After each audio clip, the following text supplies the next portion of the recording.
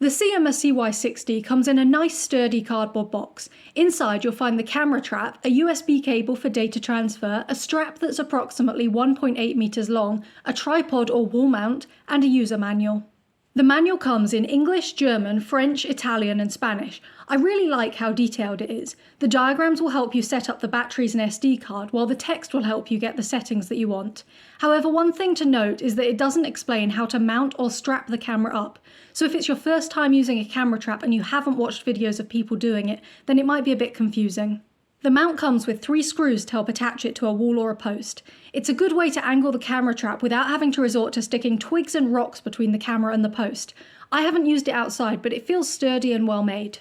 The strap is fairly standard for camera traps. There are 2 bits on the back of the camera to thread it through. Then you flip over the latch to secure it in place. Because the strap only goes through the top of the camera, it can feel a bit unsturdy, but the build of this camera and the length of the strap means that there's enough room at the front and the sides of the camera to wrap around the strap a few times, and this makes it sturdy enough that the camera doesn't move. Overall, I've been really happy with how the strap has held the camera in place even through wind and rain. Speaking of rain, it doesn't seem to bother this camera. The birds that were willing to brave the weather were still easily picked up by it. The USB cable isn't as long as I would like, but it does the job of transferring data without having to remove the SD card. I found the camera itself to be remarkably well waterproofed. The company advertises an IP66 outer shell and a rubber sealant ring on the inside, and I found that through frost and rain it's held up and continued to work, so it must be pretty good waterproofing. On the front of the camera you've got the protective screen for both the camera lens as well as the faulty infrared LED lights. It's actually quite fun looking through the screen at a world tinged in purple. Lower down you've got the PIR sensors. These are the things that detect the heat coming from an animal and tell the camera that it should start recording. Now you've got 3 of them on here. This central one has a 60-degree viewing angle, and each of these ones at the side have a 30-degree viewing angle. So the total viewing angle is 120 degrees, but you can actually switch between having all 3 on or just the central one, depending on your needs. In my tests, I kept all 3 sensors on, and it did a good job of picking up all 120 degrees. Videos were able to film animals right on the edge of the viewing range thanks to these sensors telling the camera that something was there. My main complaint would be that the photos have a narrower dimension than the videos, so sometimes the sensors on the edge would pick up movement that the camera lens isn't wide enough to photograph.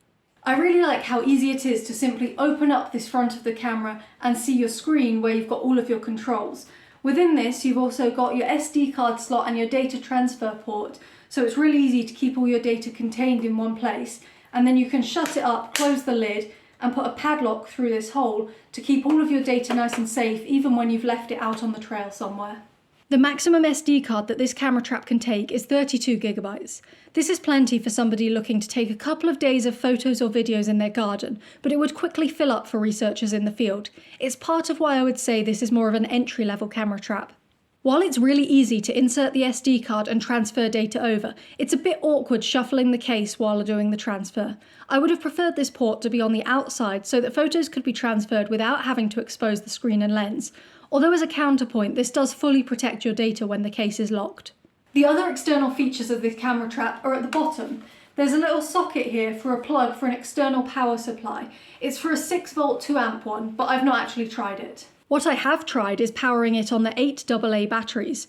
You can't lose lithium batteries with this model, which could potentially mean it struggles in lower temperatures. I've had it taking photos in -2 degrees Celsius though, and haven't noticed an issue so far. The batteries can be rechargeable ones, which is really great if you don't want to constantly be buying new batteries. Once the batteries are in, all you need to do is flip the latch over and they're nice and secure. I've had this camera out every day for a month and these batteries are still going strong, so if you get some good quality ones, then the trap can go for a decent amount of time. The last external feature is the connection at the bottom where the mount goes or where it can be attached to a tripod. I like the fact that this was included so that you have an option for how you want to set your camera up. The screen itself has 3 modes: off, test and on. Off is obviously off, and on is the active shooting mode. The test mode is for setting up the features you want to use and making sure the camera is shooting in the right spot. All the buttons to the side are for use in the test mode. While it doesn't bother me, it's worth knowing that the text for the buttons isn't in a different colour and it's only very shallowly indented. This means that if you can't remember what each button does in the dark or the shade, then you'll need a light to shine on it to actually know what you're doing. Once you've switched your screen to test mode, you can see what the lens sees. I love this because it means that you can stand in an area where you want to take a photo and look to make sure you're seen on the screen. You don't have to position the camera trap, then take some photos, then remove the SD card to check it's in the correct position, and then leave it once you know that it is. My favourite thing about the mode button is that once you've taken photos, you can press it twice and then you'll see a slideshow of all your photos, just like on a regular camera. When you press menu, you'll be able to select a range of different options, such as setting up the time and date on the camera trap, as well as more specific things like how long between different heat sources being detected the photos are going to be taken. You can choose whether the camera takes photos, videos, or both photos and videos. The memory card will fill up much more quickly with videos, but it lasts a long time with just photos. All three modes work really well. When taking photos, you can get a nice series of up to 3 photos. When filming videos, you can choose the length of videos up to 5 minutes long.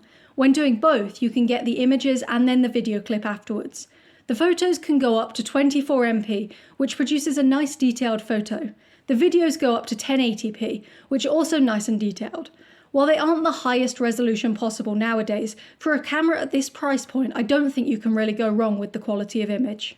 Another interesting feature of this camera trap is the ability to cycle storage, which is where you're overwriting photos once your memory card is full to take the new ones. It's not a feature that I'm interested in making use of, but it might be something that helps you. Often with camera trapping, you get many pictures of the same animal over and over again. Being able to set the PIR interval is one of the best features for this situation.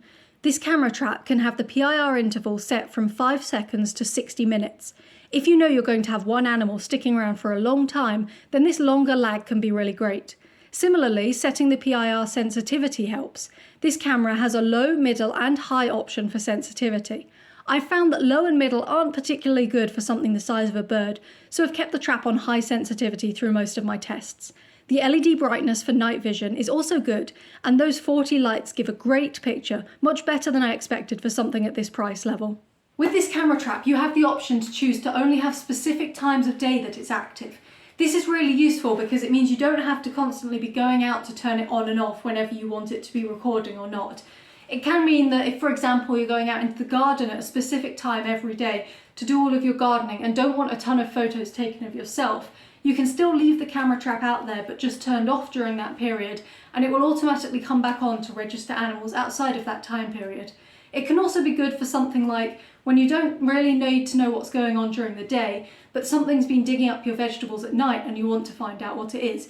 That feature can be really useful for you. The time-lapse mode is another way to use the camera trap. It disables the PIR sensors and takes images at specific time intervals so that you can use this mode to monitor your garden through the day or record something like clouds moving over the sky.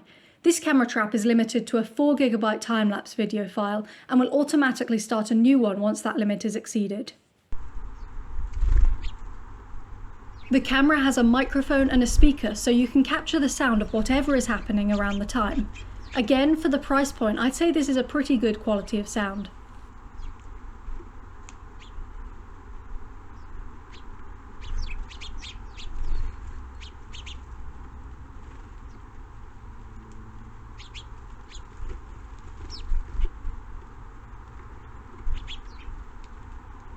There's a few other things about this camera outside of the features that I've mentioned that could be worth knowing.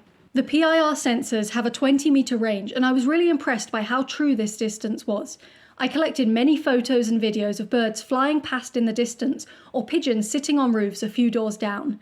I imagine if this camera was put in a field, you'd be able to pick up all sorts of wildlife passing in the distance, not just something approaching the camera.